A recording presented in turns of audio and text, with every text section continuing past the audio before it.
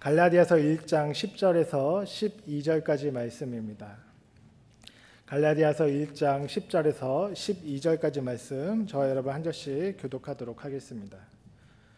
내가 지금 사람들의 마음을 기쁘게 하려 하고 있습니까? 아니면 하나님의 마음을 기쁘게 해드리려 하고 있습니까? 아니면 사람의 환심을 사려고 하고 있습니까? 내가 아직도 사람의 환심을 사려고 하고 있다면 나는 그리스도의 종이 아닙니다. 형제자매 여러분, 내가 여러분에게 밝혀드립니다. 내가 전한 복음은 사람에게서 비롯된 것이 아닙니다. 같이 읽겠습니다. 그 복음은 내가 사람에게서 받은 것도 아니요 배운 것도 아니요 예수 그리스도의 나타나심으로 받은 것입니다. 아멘. 제라드 C. 월슨이라고 하는 목사님이 복음에 대하여서 예화를 든 내용인데 우리에게도 좀 많은 도움이 될 것 같아서 이 예화의 내용을 여러분과 함께 같이 좀 나누겠습니다. 미국 남부의 한 유서 깊은 도시에 이 대학교 교수로 역사학을 가르치고 있었던 한 교수가 이제 장서들로 가득한 그의 오피스, 그 오피스에 베를린 장벽에서 이제 나온 그 벽돌 한 장이 있었다라는 거예요. 그 교수는 그 벽돌을 자신의 오피스 문이 이렇게 닫히지 않도록 그 오피스 문을 괴는 용도로 사용하고 있었습니다. 물론 그 벽돌은 굉장히 의미 있는 벽돌이죠. 그 교수님의 전공은 역사학이니까 그 장벽에 서려 있는 억압과 비극을 모를 리가 없을 것입니다. 유럽 공산주의가 무너지면서 그 장벽도 마침내 무너져 내렸고 그 교수는 그 장벽이 무너졌을 때 역사적인 파장이 얼마나 클 것인가 하는 거 잘 알고 있었을 것입니다.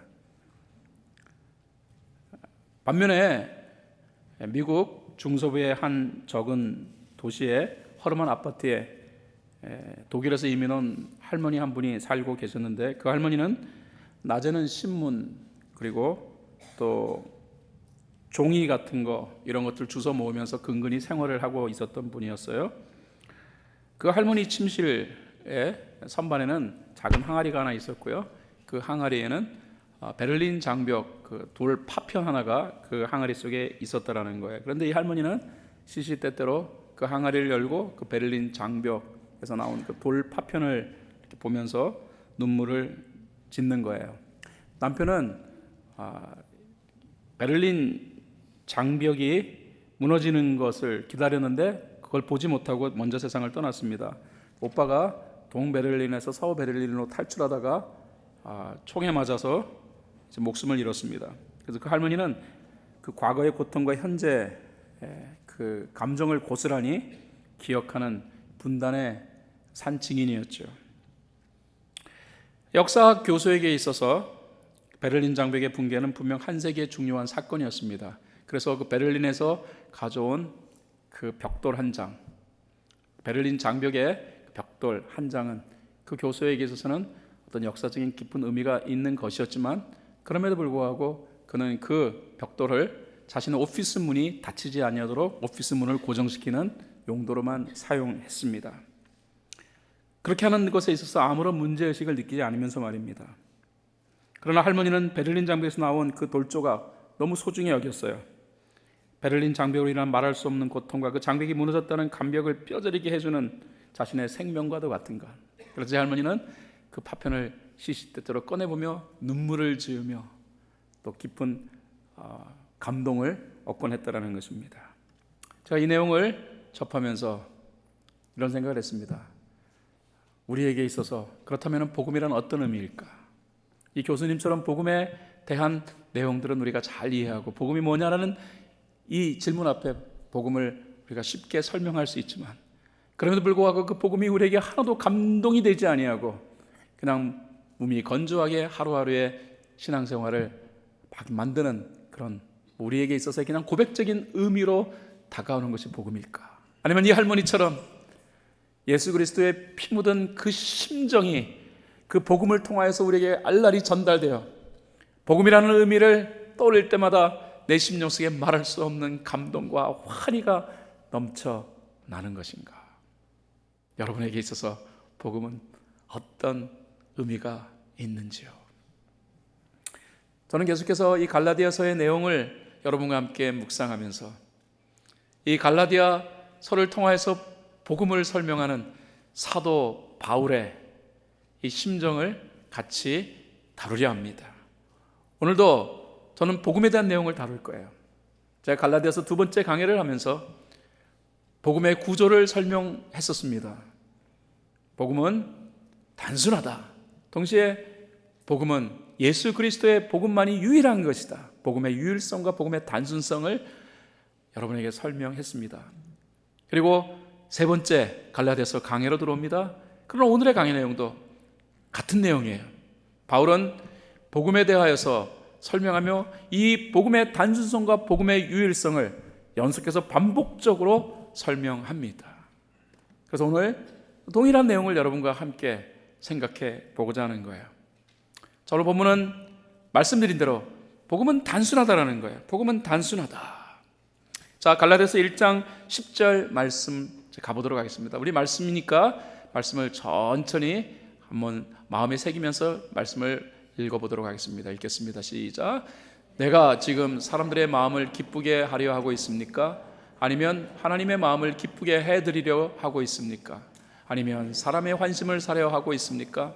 내가 아직도 사람의 환심을 사려고 하고 있다면 나는 그리스도의 종이 아닙니다. 복음의 핵심이 무엇입니까? 복음의 핵심은 예수 그리스도를 믿으면 구원을 얻는다라는 거예요. 너무 단순하죠. 굉장히 단순합니다.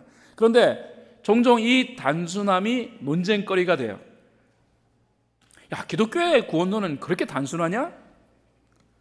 난 그래서 오히려 믿기 어렵다. 그렇게 말씀하시는 분도 계십니다. 갈라디아 교회는 이 말씀을 쪼개는 그런 사람들이 있었습니다. 그들이 복음에 대하여서 가르침을 준 거예요. 그들의 가르침이 이것입니다. 복음은 그렇게 간단한 게 아니다. 다시 말해서 예수를 믿는 것만으로 구원을 받는 것은 충분하지 않다. 예수 외에 플러스 알파가 필요하다. 이것을 강조했다는 거예요. 그러면서 사도 바울이 가르친 복음에 대한 내용을 비판하는 거예요. 복음은 그렇게 쉽게 얻을 수 있는 것이 아니다. 구원을 예수 믿는 것만으로 얻을 수 있다라고 그렇게 말하는 것, 다시 말하여 그렇게 구원을 쉽게 얻는 것을 설명함으로써 바울이 사람들의 환심을 사려고 한다. 이런 비판을 바울이 받았던 것입니다. 이에 대하여 바울이 반박하는 거예요. 바울의 반박이 뭡니까? 나는요, 사람의 환심을 사기 위하여서 예수만 믿으면 구원 얻는다라는 말을 하는 게 아닙니다. 복음이 원래 그런 것입니다. 이 말을 지금 바울은 얘기하고 있는 거예요. 바울은 자기가 사람의 환심을 사기 위하여 인기를 얻으려고 그래서 복음을 그렇게 쉽게 단순하게 표현하는 것이 아님을 그는 말하면서 나의 마음 가운데 그런 불순한 동기가 없다라고 강조합니다. 만약에 자신이 불순한 동기로 복음을 단순화시켰다면 자신은 그리스도의 종이 아니다. 예수의 이름을 걸고 자기의 이 동기를 지금 표현하고 있는 거예요. 여러분, 다시 반복해 말씀드립니다. 몇 번이고 말할 수 있는 것은 복음을 전할 때 사람들의 반응이에요. 복음을 접한 사람들의 대부분의 반응은 이렇습니다. 그렇게 쉽게? 제가 인도에 갔을 때 인도 힌두교도들에게 복음을 전했어요. 근데 복음이 설명되어지고 난 다음 설명할 때 그들의 표정을 제가 잊을 수가 없어요. 그러니까 제가 가보니까 인도의 그 힌두교도들의 종교심이 진짜 아주 특심하더라고요. 그러니까 그들은 힌두교를 믿음에도 불구하고 다른 종교에 대하여 관심을 가져요. 물론 극단적인 힌두교도들은 복음에 대하여서 이렇게 표현하려고 그러면 아주 반감을 표현하지만은 그러나 일반적인 힌두교도들은 내가 구원에 대하여서 한번 설명이 되겠냐 그러면은 눈을 동그랗게 뜨고 굉장히 관심 있게 귀를 쫑긋 세우며 들어요. 아마도 보험을 들듯 믿어서 나쁠 것 없지 않나? 또 내 종교에다가 다른 종교를 플러스 시키면은 그만큼 구원 얻을 수 있는 확률이 높아지지 않나? 뭐 그런 마음으로 이 복음을 듣는 것 같더라고요. 그래서 그런 태도이기 때문에 복음을 전할 때 아주 관대하게 관심을 보이는데, 그런데 복음을 나누고 난 다음에 그 다음에 이제 복음을 접한 그들의 표정이 약간 달라져요. 그 표정이 어떤 표정이냐면 이건 아니지라는 표정이에요. 아무리 그래도 구원을 얻는 것이 예수 믿는 것만으로 얻어지는 것? 그건 좀 심하지라는 그런 표정이에요. 종교심이 특심한 나라 사람 꼽으라 그러면 둘째가라면 서러울 사람이 있죠. 일본 사람들입니다. 일본인들은 모든 자연에 신이 존재한다라고 하는 소위 말하는 범신론적 사고관을 가지고 있어요. 그래서 일본인들은 뭐 수백만의 신을 섬긴다고 하죠. 모든 곳에 신이 있다고. 이런 일본의 1982년 일본 공영방송인 NHK에서요, 일본 사람들에 대한 뭐 종교에 대한 그런 조사를 한 적이 있어요. 그러니까 그 내용이 뭐냐면은, 만약에 여러분이 종교를 선택한다면 어떤 종교를 선택하겠습니까? 라는 질문을 던진 거예요. 근데 이 여론조사에 참여한 응답자의 36%가요, 내가 만약에 종교를 선택한다면 나는 주저없이 기독교를 선택할 것입니다. 기독교에 대한 굉장한 관심을 보였어요. 여러분, 일본 사람들의 36%가 만약에 종교를 선택하면 나는 기독교를 선택한다. 그러니까 기독교에 대한 깊은 관심이 있는 것이죠. 이것이 1982년 일본 공영방송 NHK의 여론조사 내용이에요. 그리고 상당한 시간이 흘렀어요. 자, 2019년, 그러니까 2019년 현재 상당한 시간, 뭐 37년이 흘렀단 말이에요. 그리고 2019년 현재, 그렇다면 일본 사람들이 그렇게 관심을 보이고 있는 기독교에 지금 몇 %나 기독교에 참여하고 있는가? 기독교도들의 그 인구 참여는 몇 % 정도인가? 비율이 어느 정도인가? 여러분, 너무 놀랍게도 아직도 1% 미만이에요. 아니, 기독교에 대해서 이렇게 깊은 관심을 가지고 있는 일본 사람들이 왜 그러면은 정작 예수를 안 믿느냐 하는 것인데, 일본에 가서 선교하고 있는 그 선교사님들의 얘기를 들어보면은요, 일본 사람들 복음화가 너무 어렵다라는 거예요. 그 이유는 복음을 전할 때는 뭐 관심 있게 듣는 듯 하대요. 그런데 막상 복음을 다 접하고 난 다음에 한결같이 실망감을 표현한다라는 거예요. 그 실망감의 내용은 이거예요. 기독교는 내가 알기로는 상당히 수준 있는 종교로 알았는데 구원을 얻는 방식이 너무 원시적이라서 오히려 신뢰가 생기지 않는다고.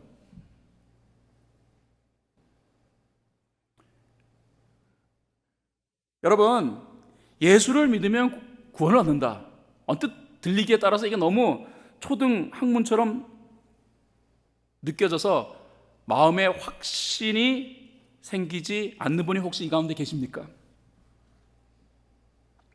여러분, 복음이요, 겉으로는 이렇게 단순해 보이지만 그러나 사실 그 내용은 상당히 심오한 것입니다.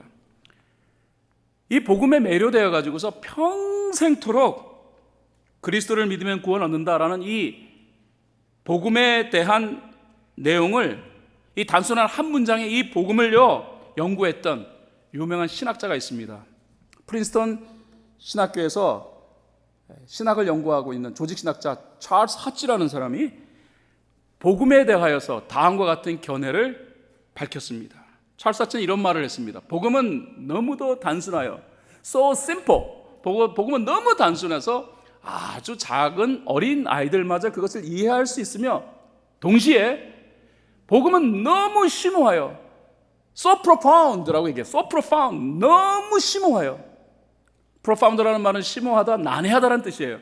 그래서 가장 지혜로운 신학자들에 의한 모든 연구들도 그 복음의 부요함을 결코 다 소모시키거나 고갈시키지는 못할 것이다.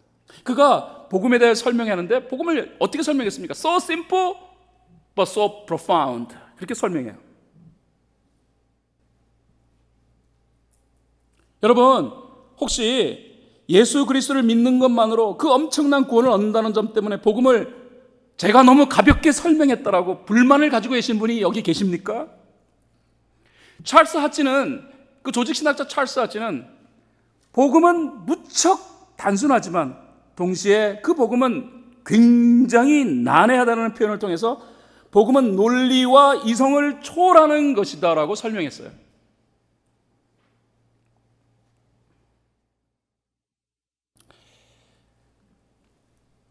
건강한 사람이 더 건강해지기 위해서 영양 보충제를 먹는 것과 사느냐 죽느냐 이런 갈림길에 놓인 사람이 약을 먹는 방식은 다른 거 아시죠? 건강한 사람이 더 건강해지고 싶어서 영양 보충제를 드셔요. 비타민 C라든가 칼슘이라든가 이런 것들, 여러분이 이런 것들을 여러분이 드신다고 할 때요, 대부분은 이게 어떤 성분을 가지고 있지? 그리고 이 제조사는 믿을 수 있는 것일까? 품질 괜찮은 걸까? 꼼꼼히 따집니다. 그래서 별로 좋은 것 같지 않다 그러면은 안 먹으면 그만이에요. 왜? 건강하니까, 여유가 있으니까 안 먹어도 그만이고, 먹으면은 괜찮으면은 먹고. 다시 말하여 영양 보충제를 드시는 분들은 그것을 죽어라 안 드세요. 여유가 있으니까. 하지만 삶이요, 사느냐 죽느냐 하는 이런 상황에 놓인 사람은요, 약의 성분이 뭔지 이런 거 안 따져요. 그냥 살아야 되기에 의사가 먹어야 합니다 그러면은 복용해요. 이게 성분이 뭔지 알아보지 않아요. 그냥 살고자 하는 열망으로 그 약을 복용해요. 왜? 마음에 여유가 없는 거예요. 사느냐 죽느냐의 갈림길에 있기 때문에. 그래서 마음에 여유가 없어요. 조금이라도 가능성이 있다면 내가 그 약을 복용하리라. 혹시 여러분 벤펜타졸이라고 하는 약에 대해 들어보신 적이 있나요? 요즘 이 이야기 아주 그냥 센세이셔널 하다고 그러더라고요. 벤펜타졸. 이게 무슨 약이냐면은 강아지 구충제입니다. 그런데 이 약, 강아지 구충제, 옛날에 흔해 빠진 강아지 구충제, 지금 펫샵에 가가지고서 살려 그러면 거의 없대요. 그 이유는 말기 암 환자 어떤 분이 이 강아지 구충제를 복용하고 난 다음에 말기 암에서 완벽하게 치료받았다고 하는 그런 일종의 회복 대한 리포트를 유튜브에 올린 다음에 사람들이, 특별히 말기암 환자들이 자기도 살아야겠다는 신념으로 이 강아지 구충제를 찾는 거예요. 벤펜타졸.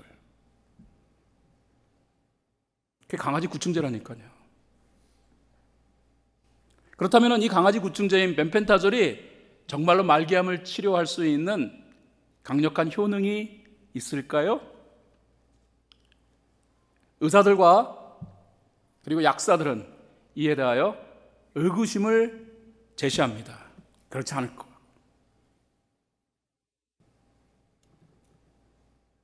그런데도 왜 말기암 환자들은 이 강아지 구충제라도 복용하려고 할까요?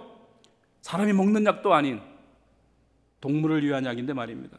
그만큼 간절한 거예요.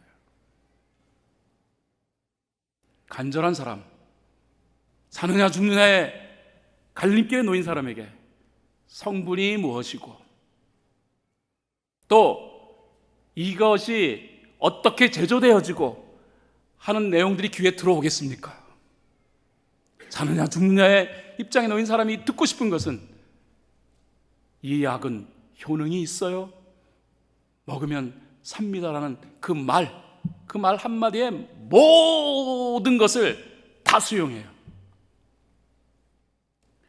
하나님께서 복음을 심플하게 만드신 이유는 영벌이냐 영생의 갈림길에 놓인 사람들이, 간절한 소망을 가진 사람들이에요. 이 복음을 받아들이게 하기 위하여 아주 심플하게 말씀하시는 거예요.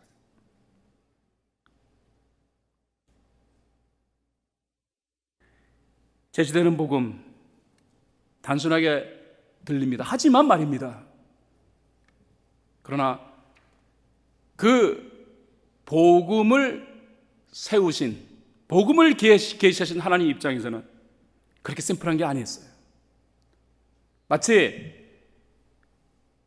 정말로 말기암 환자를 치료하는 그런 약이 강아지 구충제처럼 그렇게 뭐 간단한 약이 아닐 거라고, 보다 정교하고 그리고 보다 더 복잡한 어떤 과정을 거쳐서 만들어진 약, 아마도 그 가격은 싼 가격이 아닐 거예요. 어떤 말기암 환자는 치료를 위하여서 매일 하루에 한 알씩 항암 치료약을 드신다고 하더라고요. 근데 그 약값이 500불 뭐 된다고 하더라고요. 와, 근데 어떻게 되냐고? 근데 그게 치료제니까. 하물며 영생을 제시할 영광스러운 복음이 우리에게는 심플하게 들릴 수 있지만, 그러나 제시하신 하나님에게 있어서는 상당한 그런 값을 치른 내용이 될 수밖에 없다라는 거예요. 영국의 신학자 안셀무스라는 사람이 예수의 성육신을 평생 연구했어요. 근데 이 사람이 굉장한 사람이에요. 이 사람은 스콜라 철학의 창시자예요. 그래서 지성인 중에 지성인으로 그렇게 알려져 있는 사람인데, 평생 인간의 대속물이 되기 위해 인간의 몸을 입고 오신 예수님을 논리와 지성으로 접근해서 그 이유를 파헤치고자 그는 연구를 거듭했습니다. 그리고 그 연구 결과를 책으로 출간했어요. 그 책 제목이 라틴어로 꾸르데우스 호모라고 해요. 꾸르데우스 호모. 우리말로 번역하자 그러면은 왜 하나님은 사람이 되었는가요? 그의 책은 그의 평생의 연구 내용, 그 방대한 그 연구 내용을 담고 있어요. 그렇다면은 꾸르데우스 호모, 왜 하나님이 인간이 되었는가에 대한 그의 평생의 연구 대한 결과는 이 책에 어떻게 기술되어 있을까요? 그 책의 말미에 이 안셀무스는 하나님이 성육신할 수밖에 없었던 이유를 아주 간결한 문장 하나로 정리합니다. 그런데 그 간결한 문장이 읽는 사람에게 있어 허탈감을 줘요. 그의 연구 결론은 이것입니다. I don't know.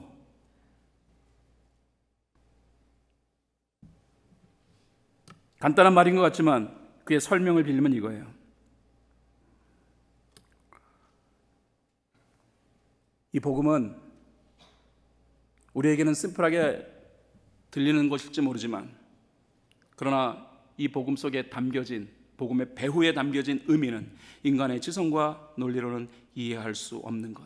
그것은 신적 논리와 신적 지성의 영역으로 들어가기에, 그러므로 복음은 그냥 받아들이는 것이다. 여러분, 묻겠습니다.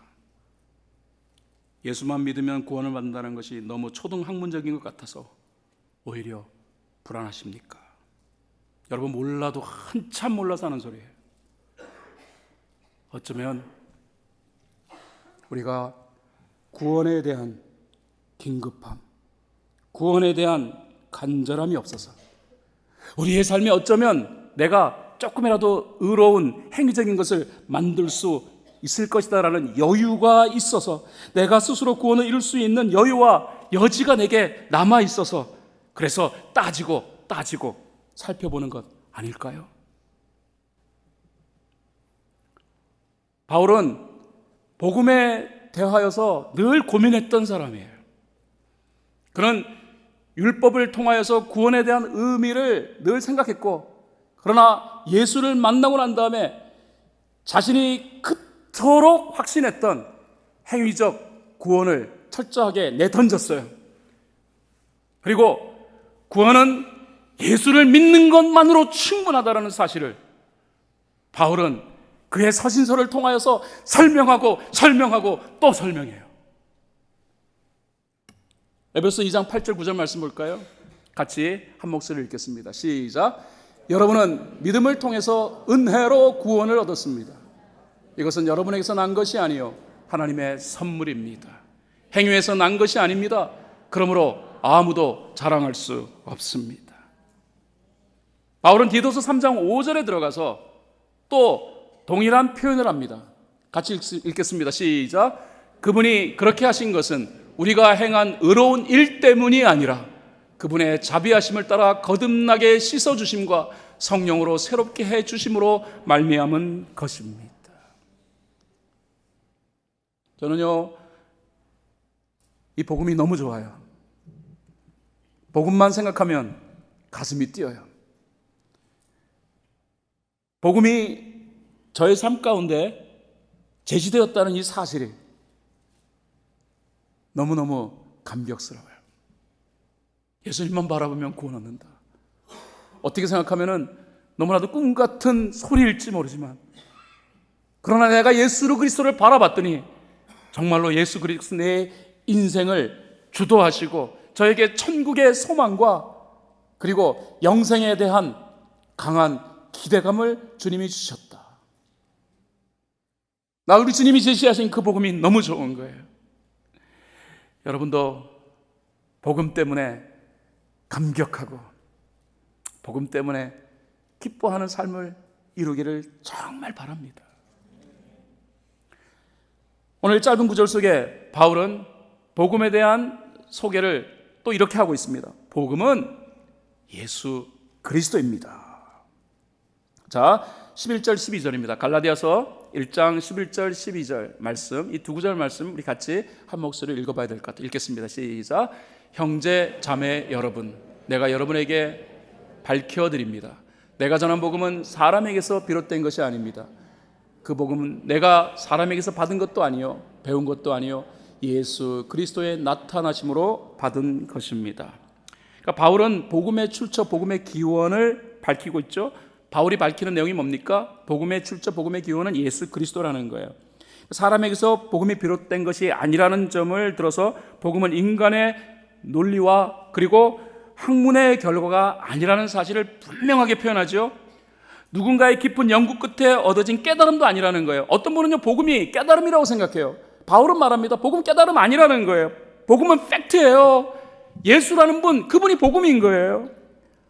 복음은 배움으로 깨달아지는 영역도 아니라는 거예요. 복음을 깨닫기 위하여 공부하십니까? 그래서 복음에 관해서는 이해할 수 있지만 그렇다고 해서 복음이 우리 삶 가운데 능력으로 온다는 것도 아니에요. 복음은 한마디로 그리스도의 나타나심이 그 출처요 기원이다라고 바울은 표현합니다. 여기서 예수 그리스도의 나타나시는 표현을 우리가 주목해야 해요. 이것이 개정개혁에서는 계시로 표현되어 있고 원어에서도 계시로 표현되어 있어요. 그러니까 바울은 계시를 언급하는데 기독교에서 계시라는 용어를 굉장히 많이 사용하잖아요. 계시란 인간의 영역이 아닌 신적 영역이 드러나는 것을 말하는 것입니다. 그러니까 바울은 복음을 그리스도의 나타나심으로 설명합니다. 다시 말해 복음은 신적 영역이 드러난 것인데 이 드러난 신적 영역이 곧 예수 그리스도다, 이 말을 바울이 얘기하고 있는 거예요. 제가 말이 굉장히 복잡하게 설명했는데요, 한마디로 축약하지 말하자면 복음은 연구 과정을 통하여 깨달아지는 것, 복음이 아니라는 거예요. 복음은 그냥 예수 그리스도예요. 이 부분만큼은 바울이 양보할 뜻이 없다라는 사실을 강력하게 피력합니다. 우리가 지난번 갈라디아서 강의할 때 이 내용을 같이 읽었어요. 갈라디아서 1장 7절 8절 말씀으로 다시 돌아가겠습니다. 읽겠습니다. 시작. 실제로 다른 복음이 있는 것은 아닙니다. 다만 몇몇 사람이 여러분을 교란시켜서 그리스도의 복음을 왜곡시키려고 하는 것뿐입니다. 그러나 우리들이나 또는 하늘에서 온 천사일지라도 우리가 여러분에게 전한 것과 다른 복음을 여러분에게 전한다면 마땅히 저주를 받아야 합니다. 바울이 말하고자 하는 내용이 뭡니까? 복음은 예수 그리스도의 복음, 그것만이 복음이다. 복음의 유일성을 언급하는 거예요. 그러니까 온 우주의 인간의 구원에 대한 복음은 하나밖에 없다. 복음 비슷한 유사성을 가진 복음처럼 들리는 것이 있기도 하다. 듣기에 따라서는 하늘에서 온 천사가 계시처럼 전하는 고상한 내용이 있을지라도, 그러나 복음은, 진짜 복음은 하나밖에 없다. 그 복음이 예수 그리스도다. 이게 바울이 아주 단언적으로 표현한 내용이에요. 그 하나밖에 없는 복음, 바로 예수 그리스도다. 여러분이 궁금하게 생각하는 부분이 있을 거예요. 꼭 예수로만 구원이 얻어집니까? 구원은 다양한 방법으로 성취될 수 있는 것이 아닙니까? 진리는 한 지점에서 만나니까 방식은 달라도 구원이라는 종착점은 서로 연결되는 것이 아닐까요? 이런 생각을 가지신 분들이 많이 있습니다. 모든 종교는 진리와 그리고 구원을 추구하기에 함께 할 수 있는 것 아니겠습니까? 서로 구원을 인정해주는 방식이 훨씬 고급스러운 종교적 모습이 아닐까요? 그렇게 말해요. 그렇게 생각하는 분도 계실 겁니다. 심지어는 크리스천 안에서도 그렇게 생각하는 분들이 많이 계세요. 그래서 꼭 지적하는 게 뭡니까? 기독교가 너무 배타적이라는 거예요. 배타성이다, 있다. 그러니까 자기들만 구원이 있다라고 주장한다. 너무 교만스럽다. 그런데 여러분, 갈라디아서 읽어보시면요, 바울이 다른 것은 내가 다 양보하겠다. 그러나 구원과 연계된 복음에 있어서만큼은 나는 양보 못한다. 왜? 복음은 예수 그리스도로부터 기원되어진 그 복음만이 유일한 복음이기 때문에 그렇다.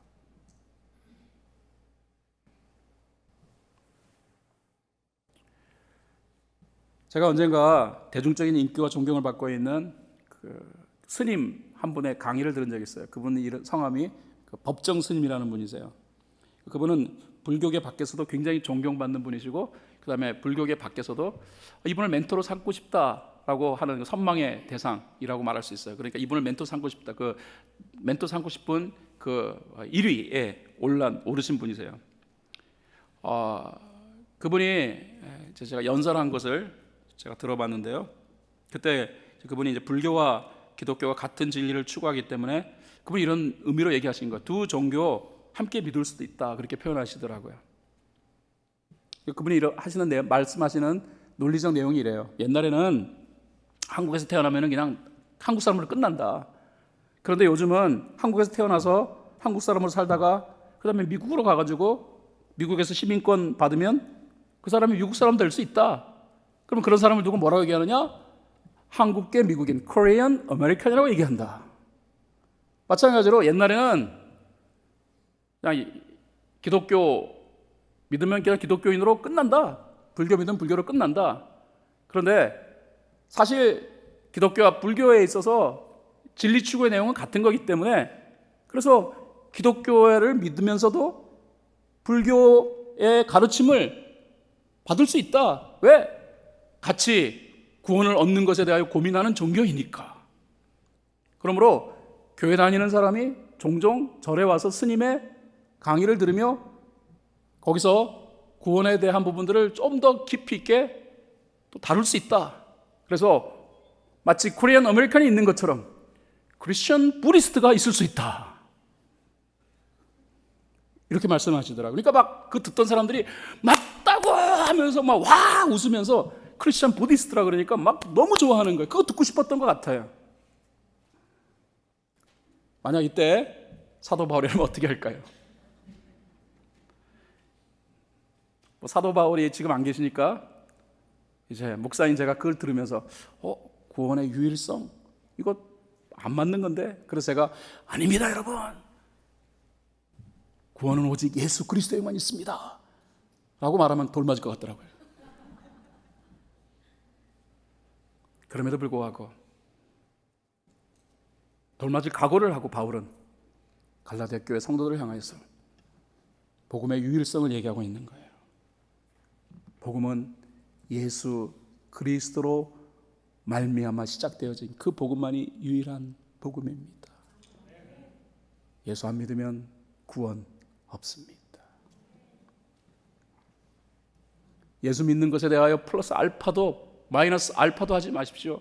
예수 자체가 복음입니다. 바로 이 내용을 바울이 강력하게 제시하고 있는 거예요. 디모데전서 2장 5절 말씀 가면은요, 바울은 이렇게 말합니다. 하나님은 한 분이시요 하나님과 사람 사이의 중보자도 한 분이시니 곧 사람이신 그리스도 예수이십니다. 사도행전 4장 12절에서 성경은 말합니다. 이 예수밖에는 다른 아무에게도 구원은 없습니다. 사람들에게 주신 이름 가운데 우리가 의지하여 구원을 얻어야 할 이름은 하늘나라에 이 이름밖에는 다른 이름이 없습니다. 예수님도 자신이 복음의 유일한 복음을 제시한 자라는 사실을 말씀하십니다. 요한복음 14장 6절에 나는 길이요 진리요 생명이다. 나를 거치지 않고서는 아무도 아버지께로 갈 사람이 없다.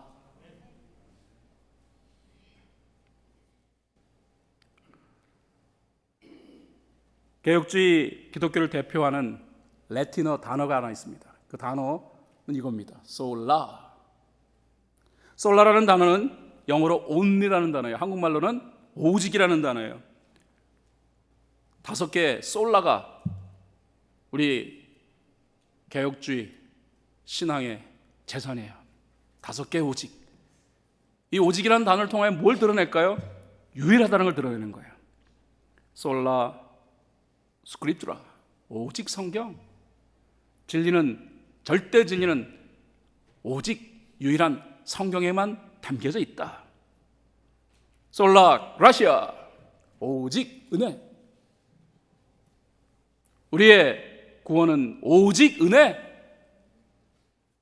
유일한 구원의 방법은 은혜에 의하여서. 솔라 피데, 오직 믿음. 솔루스 크리스토스, 오직 예수 그리스도. 솔리 데오 글로리아, 오직 하나님께만 영광. 여기 솔라라는 단어를 통하여서 표현하는 것은 유일성이에요. 이게 성경의 깊은 내용이라는 말입니다. 바울이 왜 갈라디아서를 썼을까요? 바울이 갈라디아서를 쓴 이유가 있다면 하나예요. 복음 때문에 썼어요. 복음에 대해서 이런저런 자기 해석이 난무하고 있었고, 복음에 대해서 논리와 상식적인 접근을 시도하려고 하는 이 갈라디아 교회의 교우들의 모습을 염려하고 걱정했기 때문입니다. 바울은 복음에 대하여 중요한 소개를 하고 있는 거예요. The Introduction to the Gospel. 복음에 대한 소개. 반복적으로 바울이 목에 힘을 주고 계속해서 강조하고 있는 내용이 뭡니까? 복음은 단순합니다. 예수 믿으면 구원 얻습니다. 그런데 복음은 예수 그리스도로부터 제시되어진 것만이 유일한 복음입니다.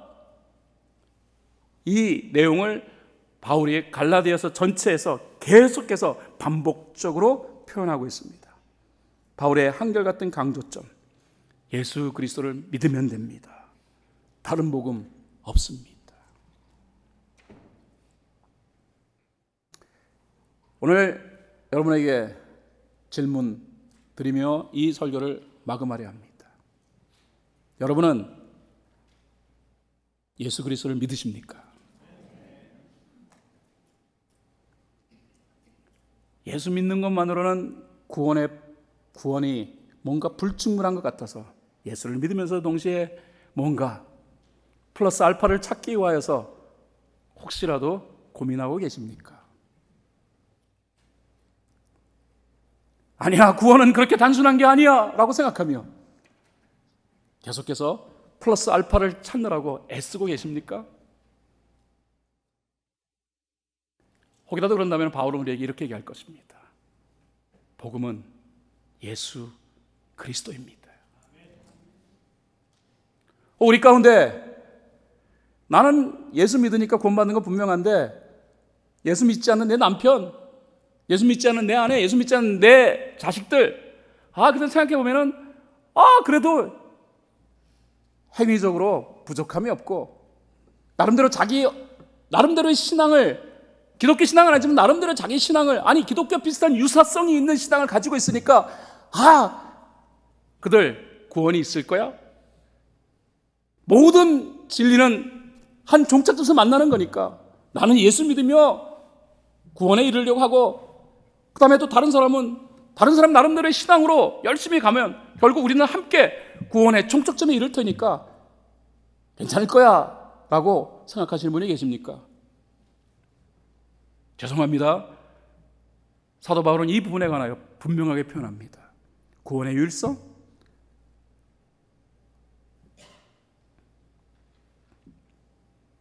위대한 성인으로부터, 우리가 존경할 만한 그 어떤 분으로부터 정말로 좋은 주옥 같은 복음이 제시되었다 할지라도, 그러나 진짜 복음은 예수 그리스도 외에는 없습니다. 이게 바울이 표현하고자 하는 내용이에요. 그래서 우리는 복음 앞에 깊은 고민을 해야 해요. 나는 정말 예수 그리스도를 제대로 믿고 있는지. 여기서 말하는 예수 그리스도를 믿는다라는 말은 예수 그리스도의 관계성을 말하는 것입니다. 나는 예수를 아는데 예수님이 나를 안다면 관계성은 형성된 거예요. 나는 예수를 안다고 하는데 예수님이 나를 알지 못한다면 우리는 구원을 얻지 않은 거예요. 오로지 예수 믿는 것, 그 일외에는 구원을 얻을 방법이 없습니다. 그러므로 예수를 믿어야 합니다. 예수를 제외한 구원은 없습니다. 복음은 예수 그리스도입니다. 예수 그리스도 외에 다른 것이 첨부되어서도 안 되고 제거되어서도 안 돼요. 복음은 예수 그리스도와의 관계성에 의하여 우리에게 구원이 제시됨을 분명히 성경에서 표현하고 있음을 기억하십시오. 사랑하는 여러분의 삶에 복음이 가져다주는 감격과 기쁨과 평강이 여러분의 심령 가운데 언제나 흘러넘치기를 바랍니다. 복음을 통하여서 삶의 진정한 환희와 감격을 맛보는 여러분 모두가 될 수 있기를 예수 그리스도의 이름으로 축원합니다.